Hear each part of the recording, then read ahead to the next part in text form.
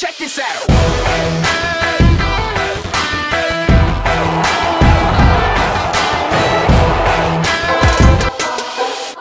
On va voir c'est qui Jeff Tuche, bande de fils de... Il disait d'arrêter de l'appeler Jeff Tuche, mais pas pour moi, pour vous. Vous êtes pas son pote. Mais bon, sacré tuche de balle, hein. J'espère que vous allez bien l'équipe, aujourd'hui une nouvelle vidéo, nouveau Actu Foot surtout. Je tiens ma promesse des une vidéo Actu Foot par semaine. Vous avez remarqué que c'est un miracle, non? Parce que c'est vrai qu'habituellement je respecte aucun truc que je dis à l'avance. Mais la Coupe du Monde et ce qui se passe en dehors sur la planète foot est exceptionnel l'équipe, donc je vais me taire. Et vous demandez comme toujours de soutenir la série avec le petit pouce bleu, le gros pouce bleu, qu'on atteigne la barre des 4000 likes avant minuit ce soir. Je compte sur vous l'équipe.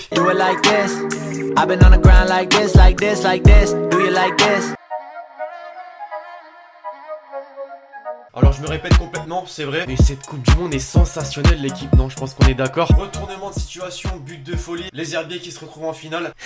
Je dis ça non parce que c'est vrai que les petites équipes sortent du lot, concrètement. Et on l'a vu avec ces huitièmes de finale, non, parce que le Japon qui a failli battre la Belgique, la Suède. Une minute de silence à mi-Suisse. Et puis la Russie surtout l'équipe qui sort l'Espagne, non, parce qu'après l'Allemagne, l'Argentine.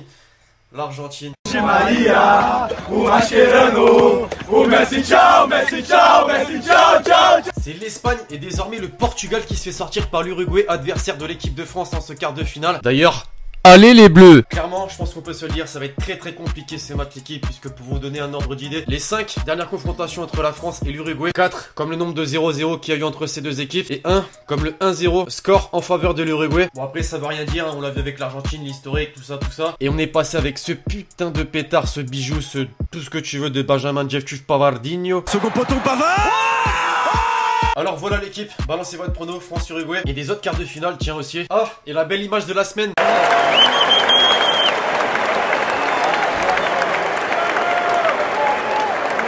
Cristiano Ronaldo qui aide Edinson Cavani à sortir du terrain. Si c'est pas beau, c'est beau, c'est sûr, c'est beau. Nous on est français, on sait que Cavani il va sûrement pas jouer le match contre l'équipe de France, donc bien évidemment que ça fait plaisir. J'avoue ça se fait pas de souhaiter du malheur à une équipe adverse, à un joueur, à qui tu veux. Mais clairement on est d'accord, l'équipe Edinson Cavani absent, c'est clairement un plus pour nous.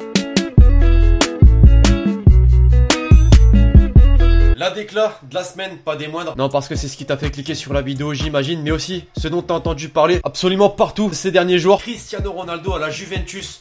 Vous y croyez? Dites-moi en commentaire. Une chose est sûre, l'équipe de jour en jour, leur humeur prend de plus en plus d'ampleur. Puisque Record, le quotidien sportif portugais, a fait sa une ce jeudi en annonçant que le transfert de Cristiano Ronaldo à la Juventus n'est plus qu'une question d'heure. C'est chaud quand même. Non, c'est chaud parce que Cristiano Ronaldo, il aura marqué son empreinte au Real Madrid. Il y aura passé une grande partie de sa carrière. Et à l'apogée, on peut dire, de sa carrière, décider de partir en Italie. Est-ce une bonne, mauvaise chose? J'aimerais avoir votre avis en commentaire, l'équipe. Même si, en vrai, il n'y a pas trop de quoi être choqué de ce transfert. Non, parce que Ronaldo réclame depuis des mois à Florentino Pérez un salaire de 30 millions d'euros annuels, soit légal, voire même supérieur à celui de Messi et Neymar. Et là, Juve, justement, répond à ses attentes et serait capable de lui payer ce salaire. Ce qui m'étonne juste un petit peu, c'est que le montant de la clause libératoire de Ronaldo est d'1 milliard d'euros. Donc, va négocier avec le Real.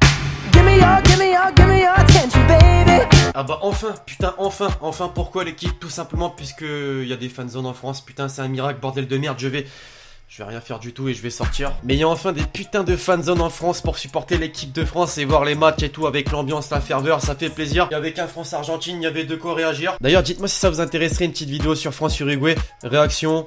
Tu vois ce que je veux dire? Bref, je vais stopper le blabla et vous envoyer les réactions aux différents huitièmes de finale de Coupe du Monde.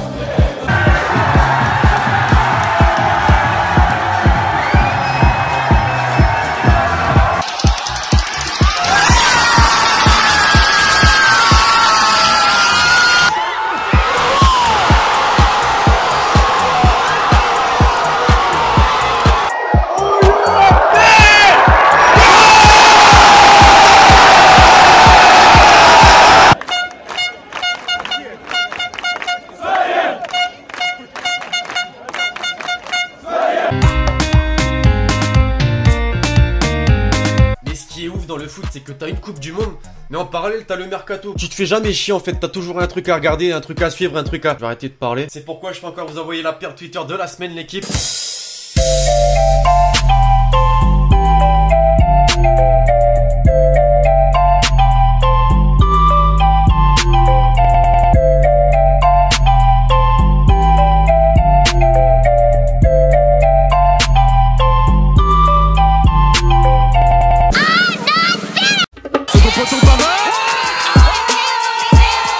Benjamin Jeff Tuch Pavardinho. C'est clairement lui qui illustre le top but de la semaine. Bon là, cette Coupe du Monde est ouf dans tous les sens du terme, mais également en termes de buts. D'ailleurs l'équipe, faites-moi un petit top 3 là en commentaire des meilleurs buts de la Coupe du Monde jusqu'ici.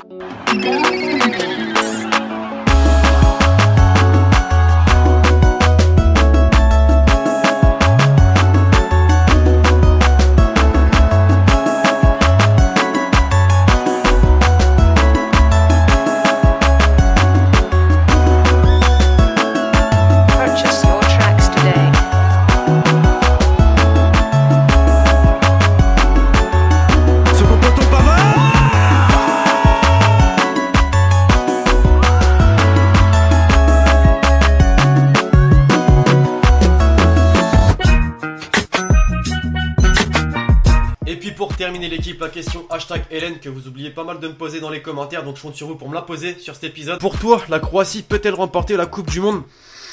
Très très bonne question, non, franchement hyper bonne question mon pote. Parce qu'en réalité la Croatie, selon moi, avec ses phases de poule et ce qu'elle montre sur le terrain, franchement c'est une des équipes favorites pour cette Coupe du Monde, très clairement. Après j'avoue que c'est passé de peu contre le Danemark, gagné au penalty, c'était chaud. Mais la Croatie avec les Modric, Milinkovic, sandwich, c'est un truc de ouf. Et ça fait ultra mal, non je pense qu'on est d'accord. Donc pour moi, oui la Croatie peut remporter cette Coupe du Monde.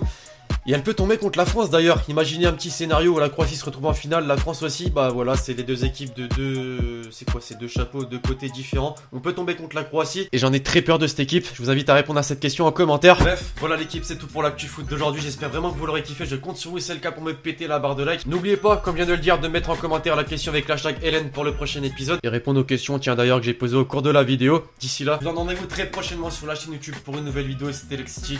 Allez les bleus, avant, let's go les demi-finales. Ciao ciao.